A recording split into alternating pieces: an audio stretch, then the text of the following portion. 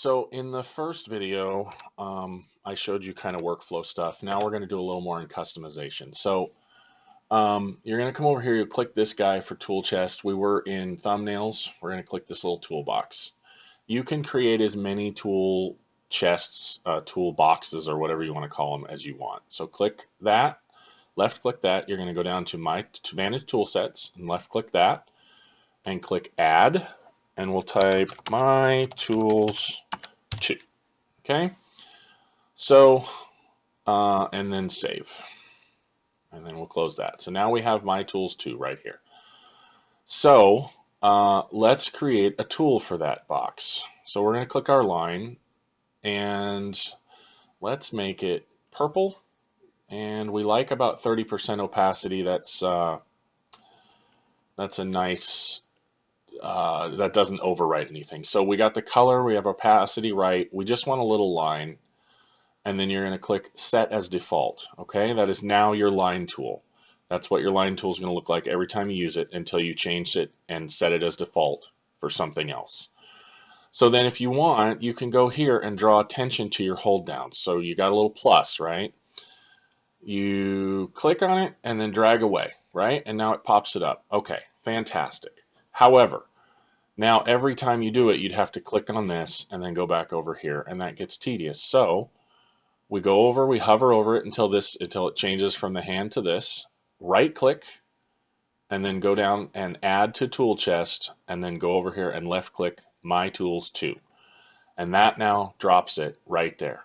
Now, the only thing is, what that does is create an exact replica of that tool. So it's going to be in that direction every time, blah, blah, blah, right? And we don't like that. So we right click it, and we go properties mode. Now what that does is gives you the line tool, but with the ability to shrink it, to turn it, to curve it, to make it as long as you like and in any direction you like. Okay, so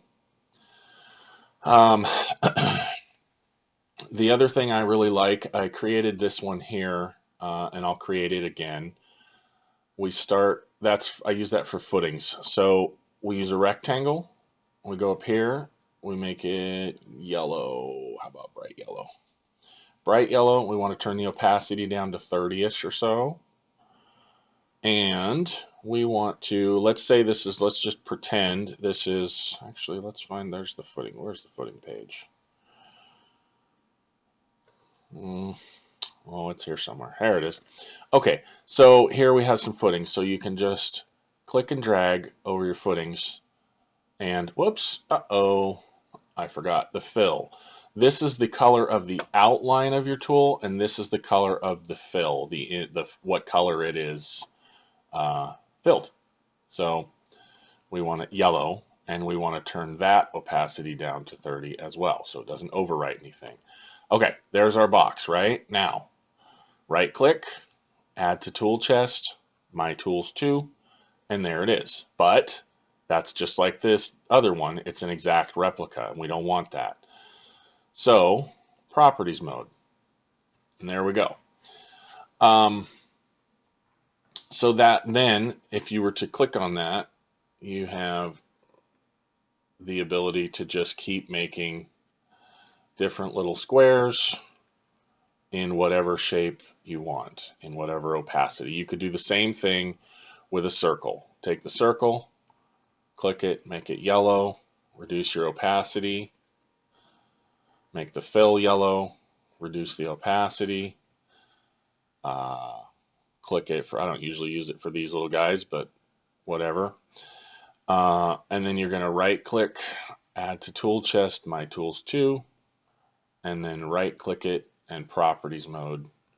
And now you have the ability to make a circle. Now also, if you press and hold shift while doing this, your circle will stay a circle. If you let go of shift, then it can be an ellipse or whatever. But if you want to make a nice round circle, press and hold shift. Same thing with the square, press and hold shift and you'll make a nice square. As far as, I like to make myself nice little colored triangles for the shear. So you could do the same thing. You could take the little polygon, you can draw a little triangle like that, and you could fill it with, let's say, orange at 30, orange at 30 for the line, and then add to tool chest.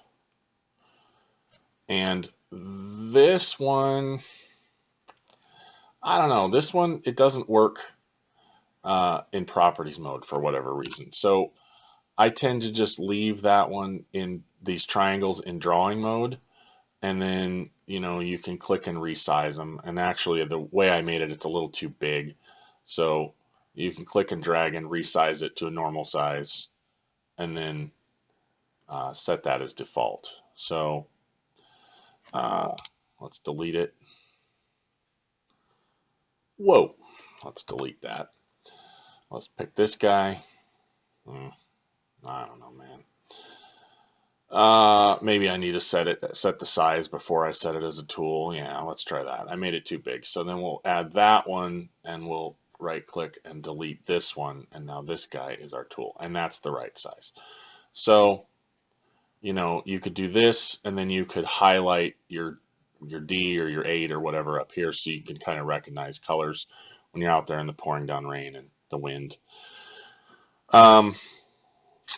So I like to kind of denote I don't usually worry about like 6 and 12, but if I've got something that's going to be a 3 and 12 or 2 and 12, I usually will highlight it in a different color. So I've got different colored ones here. And then actually in my work one, I've got 4 different colors. And it's the same thing. Some of these are right side up, some of these are right upside down for doing either the top or the bottom. And let's see. What else can I show you here? Oh, if you go online and just Google Bluebeam toolsets, you will see support.bluebeam.com, review extensions. If you click on that, go to toolsets. This has toolsets pre-made for tools for electrical, plumbing, blah, blah, blah. So let's steal the electrical.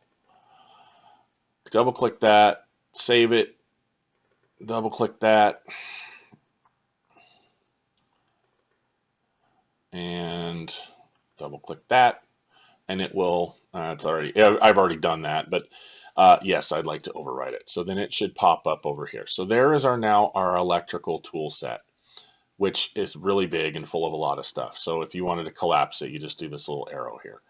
So, but one cool thing about this is if you look through here and you see tools that you like, you can steal just some of them. So let's say this one, right? I like this one, but it's a little big. So you click on it and drag it and make it a little smaller. Now, right click, add to tool chest, and you can steal that puppy. But I don't like to put black stuff on my plans because they don't know it was me. So right click, change colors, go to colorize, and then OK. Now it turns it red. Then if you right click it and save it to your toolbox, now it's up here. Now you can use that anytime for dropping in well, I don't know what C is. I was thinking S for smoke detector, but in the next video I'll show you how to make your own tool, like a CO2 smoke detector combo.